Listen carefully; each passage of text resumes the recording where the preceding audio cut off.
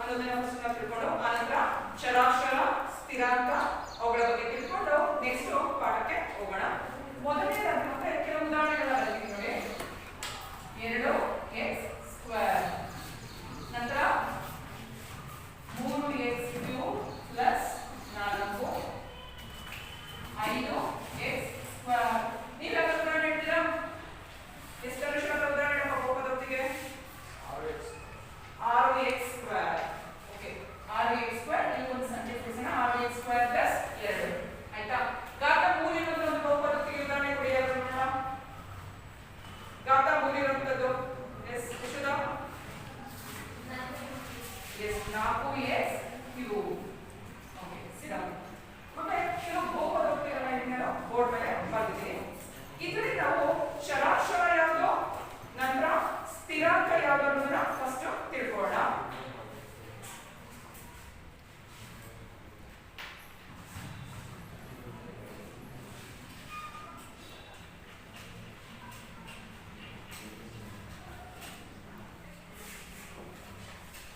ಮೊದಲನೇದಾಗಿ ನೋಡಿ ಮಕ್ಕಳೇ,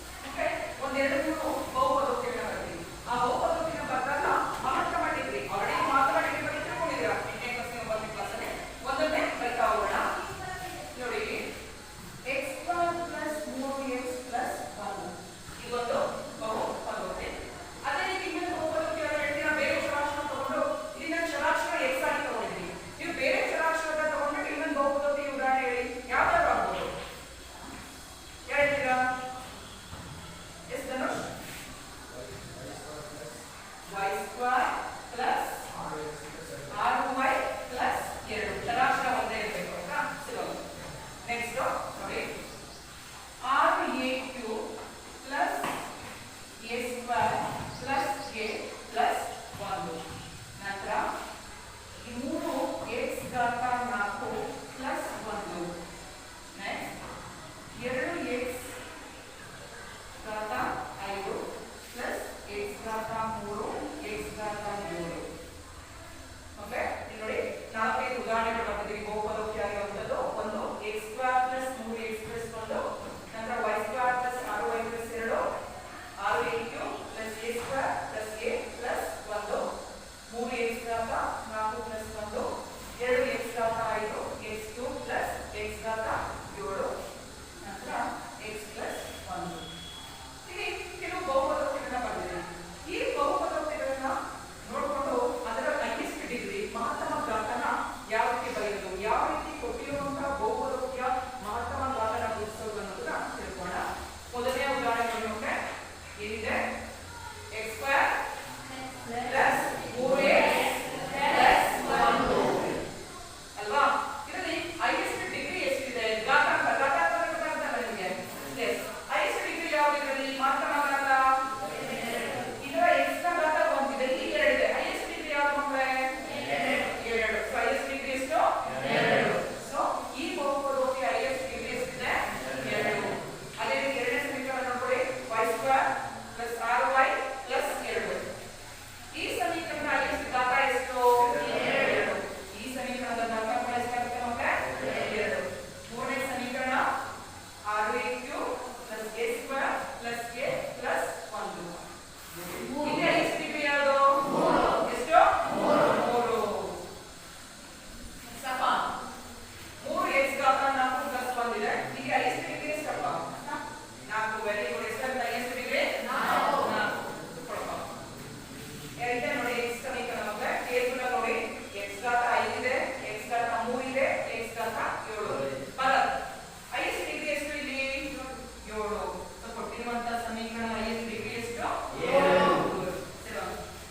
ವರಲಕ್ಷ್ಮಿ x ಪ್ಲಸ್ 1 ಅಂತ ಇದೆ. x ಘಾತದಲ್ಲಿ ಏನು ಇಲ್ಲ ಅಂತ ಅರ್ಥ 1 ಇದೆ ಅಂತ ಅರ್ಥ. ಓಕೆ ಹಾಗಾದ್ರೆ ಇಲ್ಲಿ ಹೈಯೆಸ್ಟ್ ಡಿಗ್ರಿ ಎಷ್ಟು 1.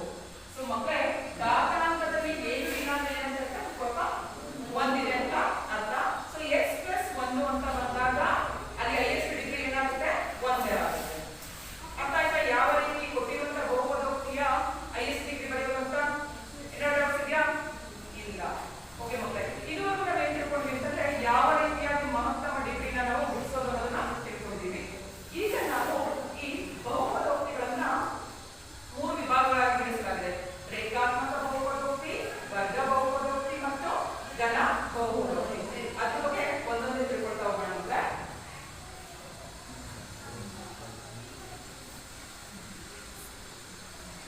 ಮೊದಲನೇದಾಗಿ ಬರುವಂಥದ್ದು ರೇಖಾತ್ಮಕ ಬಹುಪದೋಕ್ತಿ.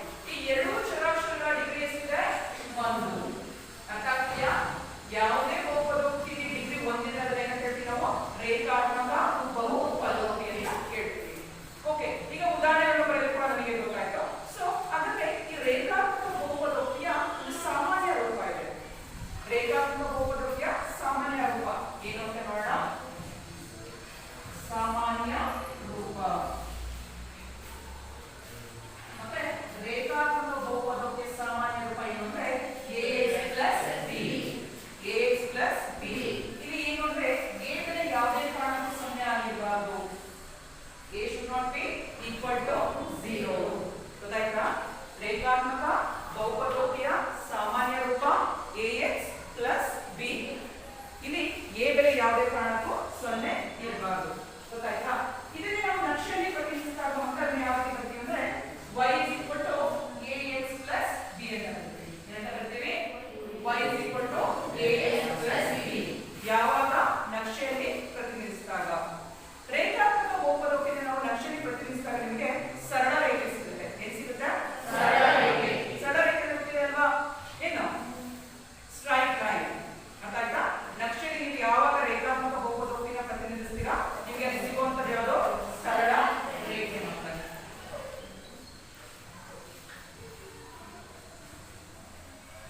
ಡಿಗ್ರಿ 1 ಇರುವಂತಹ ಬಹುಪದೋಕ್ತಿಯನ್ನು ನಾವು ಏನಂತ ಕರಿತೀವಿ? ರೇಖಾತ್ಮಕ ಬಹುಪದೋಕ್ತಿ. ಅರ್ಥ ಆಯ್ತಾ? ರೇಖಾತ್ಮಕ ಬಹುಪದೋಕ್ತಿಯ ಸಾಮಾನ್ಯ ರೂಪ ಏನು ಮಕ್ಕಳೇ? ax plus b. ಅಷ್ಟೇ ಹೇಳಿದ್ರೆ ಸಾಲಲ್ಲ. ಏನು ಹೇಳಬೇಕು? a ಯಾವಾಗಲೂ 0 ಆಗಿರಬಾರದು. a ಬೆಲೆ ಯಾವುದೇ ಕಾರಣಕ್ಕೂ 0 ಆಗಿರಬಾರದು. ಅರ್ಥ ಆಯ್ತಾ? ಸೊ ಆಮೇಲೆ ರೇಖಾತ್ಮಕ ಬಹುಪದೋಕ್ತಿಯ ನಕ್ಷೆಯಲ್ಲಿ ಪ್ರತಿನಿಧಿಸಿದಾಗ ನಿಮಗೆ ಏನು ಸಿಗುತ್ತೆ? ಸರಳ ರೇಖೆ ಸಿಗುವಂತದ್ದು. ಏನಾದ್ರು ಡೌಟ್ಸ್ ಇದೆಯಾ ರೇಖಾತ್ಮಕ ಬಹುಪದೋಕ್ತಿಯಲ್ಲಿ? ಇಲ್ಲ. ಓಕೆ, ಮೊದಲನೇದು ಮುಗಿದು ಮಕ್ಕಳೇ ಯಾವುದು? ರೇಖಾತ್ಮಕ ಬಹುಪದೋಕ್ತಿ. ಸೊ ನೋಡಿ, ರೇಖಾತ್ಮಕ ಬಹುಪದೋಕ್ತಿ ಯಾವಾಗ ಡಿಗ್ರಿ ಎಷ್ಟಾಗುತ್ತೆ? 1 ಇರುತ್ತೆ. ಇಲ್ಲಿ a ಬೆಲೆ ಯಾವುದೇ ಕಾರಣಕ್ಕೂ ಏನಾಗಿರೋದಿಲ್ಲ? 0 ಆಗಿರೋದಿಲ್ಲ. ಆಯ್ತಾ? ಎರಡನೇ ಬಹುಪದೋಕ್ತಿ ಯಾವುದು? ವರ್ಗ ಬಹುಪದೋಕ್ತಿ.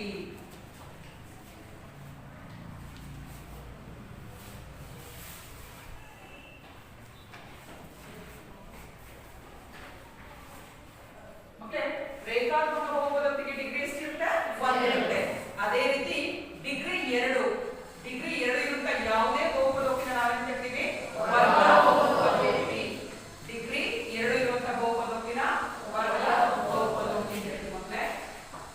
ಡಿಗ್ರಿ 2 ಇರುವ ಬಹುಪದೋಕ್ತಿ. ಓಕೆ, ಡಿಗ್ರಿ 2 ಇರುವಂತ ಬಹುಪದೋಕ್ತಿಗೆ ವರ್ಗ ಬಹುಪದೋಕ್ತಿ ಅಂತ ಹೇಳ್ತೀವಲ್ವಾ? ಅಂದ್ರೆ ಡಿಗ್ರಿ 2 ಇರುವ ವರ್ಗ ಬಹುಪದೋಕ್ತಿ ಸಾಮಾನ್ಯ ರೂಪ ಏನಾಗಿರ್ಬೋದು? ಸೊ ಸಾಮಾನ್ಯ ರೂಪ ಅಂತ ಬಂದಾಗ ಮಕ್ಕಳು ಏನಾಗ್ತದೆ ಅಂದ್ರೆ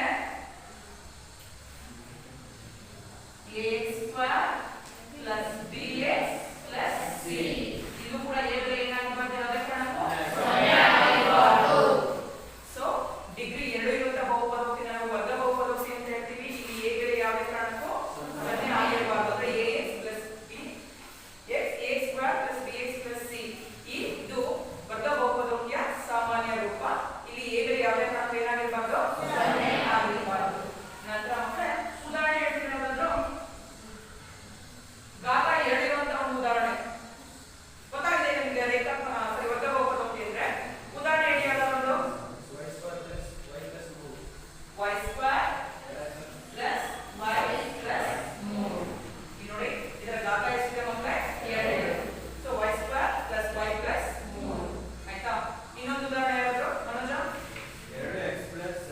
2x square plus x plus 3.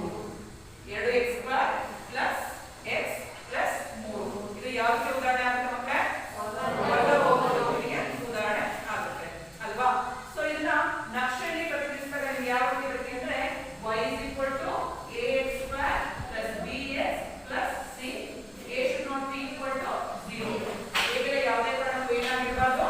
0 ಆಗಿರಬಾರ್ದು. ಆಯ್ತು. ಹಾಗಾದ್ರೆ ನಿಮಗೆ ಹೇಳಿದ್ರೆ ರೇಖಾತ್ಮಕ ಬಹುಪದೋಕ್ತಿನ ನಕ್ಷೆಯಲ್ಲಿ ನೀವು ಪ್ರತಿನಿಧಿಸಿದಾಗ ನಿಮ್ಗೆ ಏನ್ ಸಿಗುತ್ತೆ? ಯಾವ ತರ ಗ್ರಾಫ್ ಬರುತ್ತೆ ಅಂತ ಹೇಳಿದ್ರೆ ಸರಳ ರೇಖೆ, ಸ್ಟ್ರೈಟ್ ಲೈನ್ ಬರುತ್ತಲ್ವಾ? ಅದೇ ರೀತಿ ವರ್ಗ ಬಹುಪದೋಕ್ತಿನ ನೀವು ಮಕ್ಕಳ ಗ್ರಾಫ್ ಅಲ್ಲಿ ರೆಪ್ರೆಸೆಂಟ್ ಮಾಡಿದಾಗ, ಗ್ರಾಫ್ ಅಲ್ಲಿ ಪ್ರತಿನಿಧಿಸಿದಾಗ ನಿಮಗೆ ಸಿಗುವಂತದ್ದು ಪರವಲಯ ಮಕ್ಕಳೇ. ಏನ್ ಸಿಗುತ್ತೆ? ಪರವಲಯ. ನೋಡಿ ಯಾವ ರೀತಿ ಪರವಲಯ? ಸೊ ನೋಡಿ ಇದೊಂದು ಗ್ರಾಫ್ ನೋಡಿ, ಈ ರೀತಿ ಬರುತ್ತದೆ. ಏನಂತ ಹೇಳ್ತೀವಿ ನಾವು? ಪರವಲಯ ಅಂತ ಹೇಳ್ತೀವಿ. ಪರವಲಯ ಗ್ರಾಫ್ ಯಾವಾಗ ಬರುತ್ತೆ ಅಂದ್ರೆ ನಿಮಗೆ ವರ್ಗ ಬಹುಪದೋಕ್ತಿಯನ್ನ ಗ್ರಾಫ್ ಅಲ್ಲಿ ಪ್ರತಿನಿಧಿಸಿದಾಗ ಸಿಗುವಂತದ್ದು ನಿಮಗೆ ಪರವಲಯ. ಆಯ್ತಾ? ಸೊ ಹಾಗಾದ್ರೆ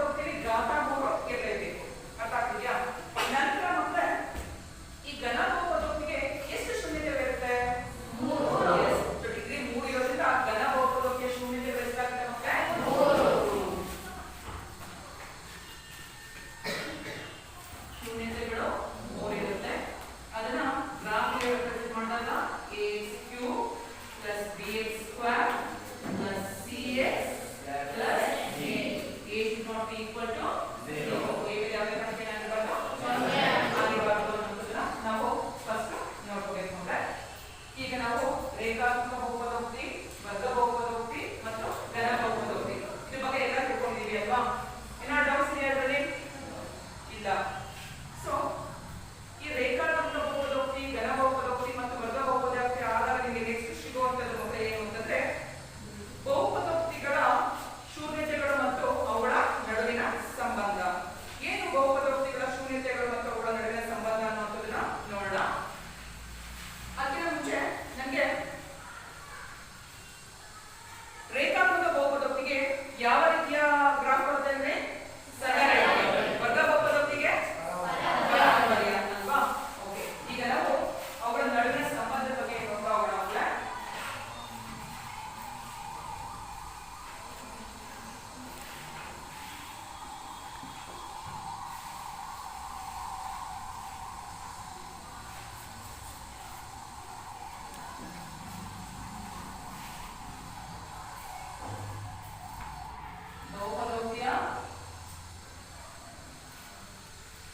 ಬಹುಪದೋಕ್ತಿಯ ಶೂನ್ಯತೆಗಳು ಮತ್ತು ನಡುವಿನ ಸಂಬಂಧ. ಶೂನ್ಯತೆಗಳು ಗೊತ್ತಾಗಿರ್ಬೇಕಲ್ವಾ? ಓಕೆ, ಶೂನ್ಯತೆಗಳು ಮತ್ತು ನಡುವಿನ ಸಂಬಂಧ.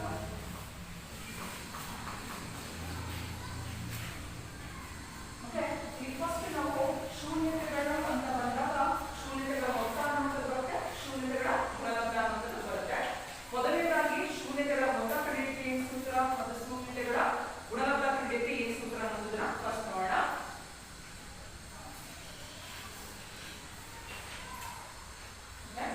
ಶೂನ್ಯತೆಗಳ ಮೊತ್ತ ಕಂಡುಹಿಡಿಯಕ್ಕೆ ನಾವು ವರ್ಗ ಬಹುಪದೋಕ್ತಿಗಳನ್ನ ತಗೊಳ್ಳುವಂಥದ್ದು. ವರ್ಗ ಬಹುಪದೋಕ್ತಿಗೆ ಎಷ್ಟು ಶೂನ್ಯತೆಗಳಿರುತ್ತೆ ಮಕ್ಕಳೇ? 2 ಇರುತ್ತೆ. ಸೊ ಹಾಗಾಗಿ ಆ 2 ಶೂನ್ಯತೆಗಳನ್ನ ನಾವೇನಂತ ತಗೊಳ್ತೀವಿ? ಆಲ್ಫಾ ಮತ್ತು ಬೀಟಾ ಅಂತ ತಗೊಳ್ತೀವಿ. ಏನಂತ ತಗೊಳ್ತೀವಿ? ಸೊ ಶೂನ್ಯತೆಗಳ ಮೊತ್ತ ಅಂತ ನಮಗೆ alpha plus beta is equal to minus b by a. ಈಗ ನೆನಪಿಟ್ಕೊಳ್ಳಿ, ಶೂನ್ಯತೆಗಳ ಮೊತ್ತವನ್ನು ಕಂಡುಹಿಡಿಯಲು ಉಪಯೋಗಿಸುವ ಸೂತ್ರ alpha plus beta is equal to minus b by a. ಅದೇ ರೀತಿ ನೆಕ್ಸ್ಟ್ ಇರುವಂತದ್ದು ಮಕ್ಕಳೇ ಶೂನ್ಯತೆಗಳ ಗುಣಲಬ್ಧ. ಶೂನ್ಯತೆಗಳ ಗುಣಲಬ್ಧ alpha beta is equal to c by a. Alpha into beta is equal to c by a. ಇಲ್ಲಿ ನಮಗೆ ಶೂನ್ಯತೆಗಳ ಮೊತ್ತ ಕಂಡುಹಿಡಿಯಕ್ಕೆ ಸೂತ್ರ ಮತ್ತೆ ಗುಣಲಬ್ಧ ಕಂಡುಹಿಡಿಯಕ್ಕೆ ಸೂತ್ರ ಬರ್ತದೆ ಮತ್ತೆ. ಆದ್ರೆ ಅವರ ನಡುವಿನ ಸಂಬಂಧ ಏನು ಅನ್ನೋದನ್ನ ನೋಡೋಣ. ಈಗ ನಾವು ಶೂನ್ಯತೆಗಳ ಮೊತ್ತಗಳ ನಡುವಿನ ಸಂಬಂಧ ಅಂದ್ರೆ ಶೂನ್ಯತೆಗಳ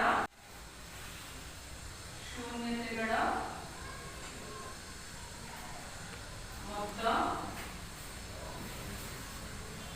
equals alpha plus beta is equal to minus b by a equals ಏನಾಗುತ್ತೆ ಮಕ್ಕಳೇ? minus x ನ ಸಹಗುಣಕ by x square ನ ಸಹಗುಣಕ. ಮಕ್ಕಳೇ ಇದು ಮೊತ್ತಕ್ಕೆ ಆಯ್ತು. ಅದೇ ರೀತಿ ಗುಣಲಬ್ಧಕ್ಕೆ ಶೂನ್ಯತೆಗಳ ಗುಣಲಬ್ಧ alpha beta is equal to c by a equals ಸ್ಥಿರಾಂಕ divided by ಏನು ಬರ್ತೀರಾ? x square ನ ಸಹಗುಣಕ. ಇದು ಕೂಡ ಏನು ಬರ್ತೀರಾ?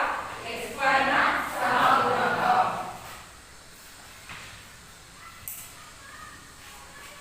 ಸೂತ್ರಗಳು ಗೊತ್ತಾಯ್ತು ಮತ್ತೆ ಯಾವ ರೀತಿ ಸಂಬಂಧಗಳು ಹಿಡಿಯಕ್ಕೆ. ಈಗ ಇದನ್ನ ಒಂದು ಲೆಕ್ಕ ಮಾಡೋಣ.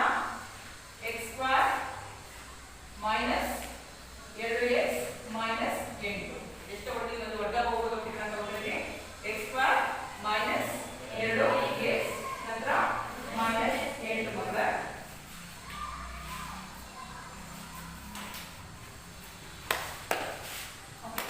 ಸೊ ಇದು ಒಂದು ವರ್ಗ ಬಹುಪದೋಕ್ತಿ ಅಲ್ವಾ? ನೀವು 8ನೇ ಕ್ಲಾಸಲ್ಲಿ ನೀವು ಅಪವರ್ತಿಸಿ ಅಂತ ಒಂದು ವರ್ಗ ಬಹುಪದೋಕ್ತಿ ಕೊಟ್ಟು ಅಪವರ್ತನಗಳನ್ನು ಕಂಡುಹಿಡಿಯಕ್ಕೆ ಹೇಳಿದ್ರು. ನೆನಪಿದ್ಯಾ? ಈಗ ನಾವು ಅಪವರ್ತನ ವಿಧಾನದಿಂದ ಇಲ್ಲಿ 2 ಶೂನ್ಯತೆಗಳನ್ನ ಕಂಡುಹಿಡಿಯೋಣ. ಮತ್ತೆ ಮೊದಲನೇದಾಗಿ ನೀವು ಮಾಡಬೇಕಾದ್ರೆ ಮೊದಲ ಪದ ಮತ್ತು ಕೊನೆಯ ಪದನ ಗುಣಿಸಬೇಕು. ಏನ್ ಮಾಡಬೇಕು? ಮೊದಲ ಪದ ಮತ್ತು ಕೊನೆಯ ಪದ 8x ಸ್ಕ್ವೇರ್. ಮಧ್ಯದ ಪದ ಕೆಳಗಡೆ ಎಷ್ಟಿದೆ? ಮಧ್ಯದ ಪದ 2x. ಈಗ 2 ಅಪವರ್ತನಗಳನ್ನ ಹೇಳಿಬೇಕು. ಯಾವ್ದಾದ್ರು 2 ಅಪವರ್ತನ ಕೂಡಿಸಿದ್ರೆ 8 ಬರಬೇಕು, ಕೂಡಿಸಿದ್ರೆ ಅಥವಾ ಕಳೆದ್ರೆ 2 ಬರಬೇಕು. ಚಿಹ್ನೆ ಹೇಳ್ಬೇಕು. -4x + 2x -4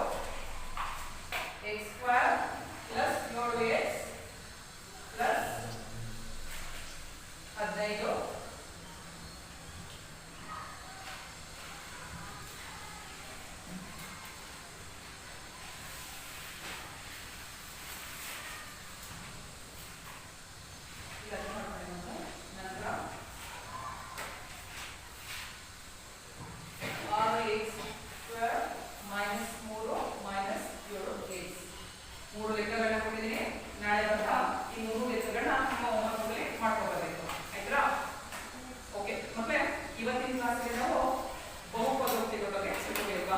ಯಾವ ರೀತಿ ಮಹತ್ತಮ ಗಾತ್ರ ಕಂಡುಹಿಡಿಯೋದು ಅಂತ. ಮಹತ್ತಮ ಗಾತ್ರ ಅಂದ್ರೆ ಹೈಯೆಸ್ಟ್ ಡಿಗ್ರಿ, ರೈಟ್? ಸೊ ಮತ್ತೆ ವರ್ಗ ಬಹುಪದೋಕ್ತಿ ಅಂದ್ರೆ ಏನು? ಧನುಷ್ ಹೇಳಪ್ಪ. ಡಿಗ್ರಿ 2 ಇರೋ ಬಹುಪದೋಕ್ತಿ ಏನೇ ಕರಿತೀವಿ? ವರ್ಗ ಬಹುಪದೋಕ್ತಿ ಅಂತ ಹೇಳಿ. ಇದು ನಂತರ ಬಂತು ಧನ ಬಹುಪದೋಕ್ತಿ. ಡಿಫ್ರ ಧನ ಬಹುಪದೋಕ್ತಿ ಏನಪ್ಪ?